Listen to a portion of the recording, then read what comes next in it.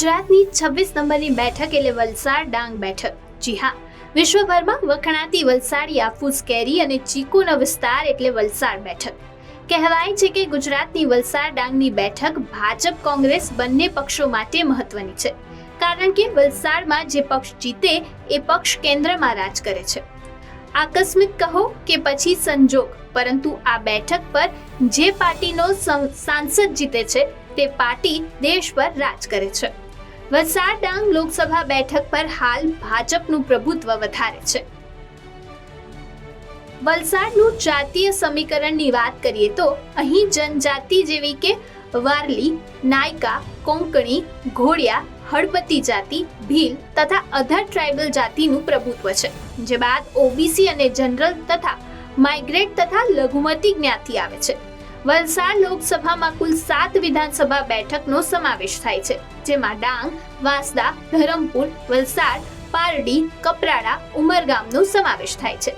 2017ની રાજ્ય વિધાનસભાની ચૂંટણીમાં ભાજપનો 4 બેઠક પર અને કોંગ્રેસનો 3 બેઠક પર વિજય થયો છે.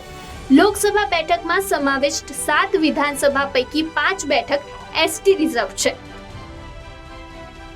આ બેઠકના ઇતિહાસ વિશે વાત કરીએ તો ઉલ્લેખનીય છે કે 1996માં ભાજપે પહેલીવાર અને કેન્દ્રમાં બેઠક જીતી હતી.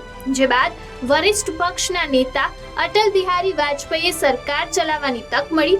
જો કે આ સરકાર ફક્ત 13 દિવસ માટે જ ટકી શકી.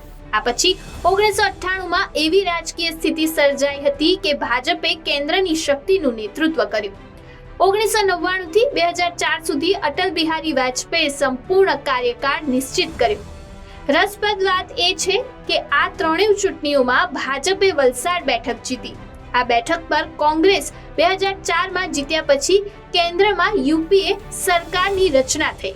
2009માં કોંગ્રેસ સરકાર પુનરાવર્તન વિશે વધુ આત્મવિશ્વાસ ધરાવતી ન હતી, પરંતુ મનમોહન સિંહે 5 વર્ષ સુધી સરકાર ચલાવી હતી અને ચૂંટણીમાં કોંગ્રેસે વલસાડ બેઠક જીતી. 2014માં જ્યારે બેઠક ભાજપના ખાતામાં ગઈ ત્યારે ભાજપ કેન્દ્રમાં પાછું આવ્યું.